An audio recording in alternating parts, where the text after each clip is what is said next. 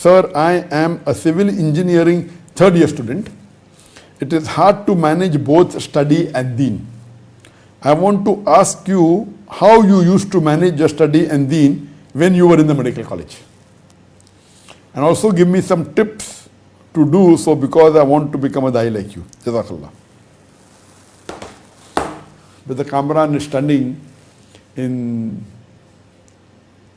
civil engineering third year, and he says it's difficult to manage the deen and the studies together. How I used to do because I was in a medical college. How is it possible? Islam is a deen, it's a complete way of life. So to follow Islam, you have to follow holistically. It takes care of the physical body as well as the spiritual needs. It has a dual role. So when you're following Islam, you cannot say because I'm doing studies, I will not follow deen, then you're not a Muslim. You have to follow your deen irrespective whether you're a doctor, whether you're an engineer, whether you're a student, whether you're a professional, whether you're a businessman, you have to follow. And for those people who are studying in the universities and colleges, whether you're doing a professional course of engineering or medicine, etc., you have to take care of all your farais. You have to see to it that you fulfill all your farais and you abstain from all the haram. So the basic rule is, the moment you become an adult, you have certain farais. You have the farais of 5 pillars, you have to abstain from the haram. So whether you're a student, whether you're a businessman, whether you're rich, whether you're poor, you have to come do all your farais and abstain from all that is haram. The few important farais that you have to be careful when you're a student, number one is the salah. You have to see to it that you should offer salah 5 times a day. Especially when you're going in the college, your college time will overlap mainly with your Zohar salah and may also with your Asr salah. These two are the common salah. So see to it that you pray your 5 times salah in the mosque. If you are a male, if you're adult male, you have to pray 5 times in Jama, in congregation, in the mosque. You are from Pakistan, so most of the institutions, if it's a university or if it's a college, they will be having a mosque, or if not a mosque, a musalla, so things would be easier for you. But if you're living in a non-Muslim country, like I was in India, but naturally, alhamdulillah, though my medical college was with the government, a non-Muslim government, I saw to it, I selected a medical college which is in a Muslim area. If it is a Muslim area, just outside the medical college, outside the hospital, there were many mosques. So it's most important is your salah. The first deed Allah will ask you on the day of judgment when you are resurrected is about your salah. So most important of students should be careful when he's studying in a college or university is that he should, if he's a male, if he's a man, if he's a boy, he should offer 5 times salah in congregation in the mosque.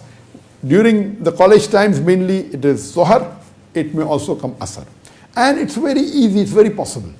Your college starts early in the morning after Fajr, you attend the classes. Lunch time is normally at 1 o'clock, it's close to Zohar time. So when you have lunch break, which every college has, you can very well manage your time in such a way, you offer lunch also. You have your lunch, at the same time go to the mosque and offer your Zohar Salah. You may have a little difficulty if your college extends. Most of the college will end before the Asr starts.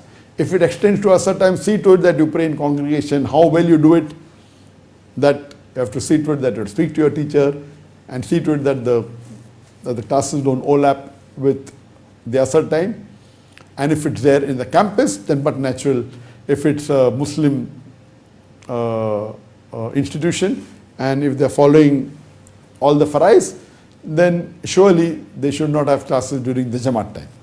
If you are in a non-Muslim country, see to it you adjust in such a way that you don't miss your salah. So the most important thing about a deen is your salah.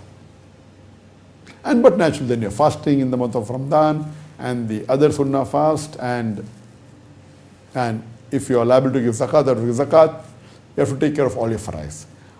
And you have to abstain from all the thing which is haram. Among the most important thing in educational institution which people normally indulge in, which is haram, it is intermingling of sexes. So if you are studying in a single sex college or university, it's the best. This fitna of intermingling will not be there. If you are studying in a co-ed institution, whether college or university, best is a single sex. If it's co-ed, see to it that you don't intermingle unnecessarily with the opposite sex, with the girls. If there is a requirement to talk, see to it that you lower your gaze and talk. Normally in college it is very common laughing, joking with the opposite sex, shaking hands, rubbing each other's shoulder. All this is haram. Talking is permitted as long as it's a requirement. Unnecessary joking is haram, but if it's a requirement, if you want to exchange notes, etc., you can. But see to it when you speak, you lower your gaze and you maintain your hijab level. You're not alone with a girl or a boy in a closed room. Because the beloved Prophet said, if two na-mahram are alone in a closed room, the third person is the devil. So the most important thing you have to take care of amongst the things which are haram is the intermingling with sexes.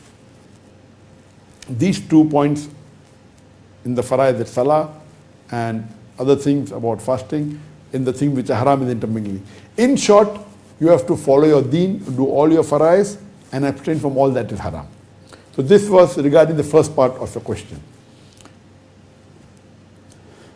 You cannot say that because you are in engineering, okay, you will not offer one salah a day, it's not accepted. It is very important. Regarding the second part of the question that you would like to know, how can you become a da'i like me? But natural, it was my desire to become a doctor because I thought that doctor is the best profession to serve humanity. When I met Sheikh Ahmed Deedat, I realized that a da'i is a better profession than a doctor. Doctor is a good profession, alhamdulillah, mustahab. But the best profession is that of a da'i. And I started my talk by quoting a verse of the Quran from Surah Fussilat, chapter number 41, verse number 33, where Allah says that وَمَنْ أَحْسَنُ قَوْلًا مِمَّنْ دَعَا إِلَى اللَّهِ وَعَمِلَ صَالِحًا وَقَالَ إِنَّنِي مِنَ الْمُسْلِمِينَ. Who is better in speech than one who invites to the way of their Lord, works righteousness and says that I am a Muslim? In the beginning of my program, I quoted this verse. This verse says that the best profession any Muslim can adopt is that of a da'i. And that was the profession of our beloved Prophet Muhammad. How can he do it? There are various lectures of mine, Dawah Destruction. There's a full Dawah training program on the Alida platform that is there. Just to give you a tip that whatever you know about Islam, don't feel shy, convey it to a non-Muslim friend. When I was in the medical college in Nair Hospital in Bombay, the Muslims were in minority, maybe about 3 or 4%. And whenever I used to speak to the non-Muslims about Islam, my Muslim friends used to run away. They used to say, now Zakir will get us a good hiding. We'll have a big fight and we'll get beaten up, so they run away. But alhamdulillah, summa alhamdulillah, in my full life of dawah, there is no non-Muslim who ever caught even my collar. They were having a fight. Alhamdulillah. And I saw to it that I followed the verse of the Quran of Surah Nahl, chapter 16, verse 125, which says that Udu ila sabili rabbika bil hikmah wal mau'izati al hasana wajadil billati ahsan. Invite all to the way of thy Lord with wisdom and beautiful preaching, and argue with them and reason with them in the ways that are best, most gracious. I used to dawah even with my teachers, even with my professors. My Muslim friend used to say, you're doing dawah with the professor, they'll fail you. In medical college, there are 2 types of tests. One is theory and one is practical, called as viva voce. And in both of them, you have to get 50% marks minimum. You may get 99 or 100 marks in theory, but if in viva voce you get less than 50%, you fail. And in viva voce, there is no proof what you answered. It 100% depends on your teacher who's taking the examination. So my friend used to say, you're doing dawah with your teachers, with your professors, they'll fail you. So I have to say that if my teachers fail me, then alhamdulillah, Allah is giving me 1 more year to do dawah with them. I was an optimistic person, not a pessimist. If they fail me, alhamdulillah, I'll have 1 more year dawah to do. And mashallah, even in the medical college I used to dawah. The thing is that you have to follow the guidance of our beloved Prophet ﷺ, who said, Ballighu anni walau ayah. Propagate even if you know 1 verse. So if you know 1 verse, also start. Don't feel shy. Allah will help you. The more you do it, the more you do dawah, the more you come and do your homework at home, the more your knowledge increase, The more you get success, the more you start becoming a practicing Muslim also. And for more details, you can refer to the Dawah training program, where we show how to initiate Dawah. You may become expert in Dawah, how to initiate the technique. So all these things are given in the Dawah training program. How to initiate, you may know. You cannot tell your friend, Mr. John, okay, now we have a lunch break, so, I want to speak to you about Islam for 10 minutes. While having food, you can pass a statement that if some men in the world are not permitted to have more than one wife, women cannot live modestly. John will say, oh, talk polygamy. What do you mean by that? If you want the answer, it will take 10 minutes. 10 minutes, I will give you 20 minutes. Now, when you are instigating him to ask a question, and he's saying, I will give 10 minutes, he's paying attention. So this is the way how to initiate Dawah. There are various techniques and methodology. You can refer to the Dawah training program in Al-Hidayah platform, which gives all the details. And once you do this course, you will find variety of methodology of doing Dawah, how to initiate, what matter to use, etc. And inshallah, may Allah make you a successful deen. Hope that answers the question.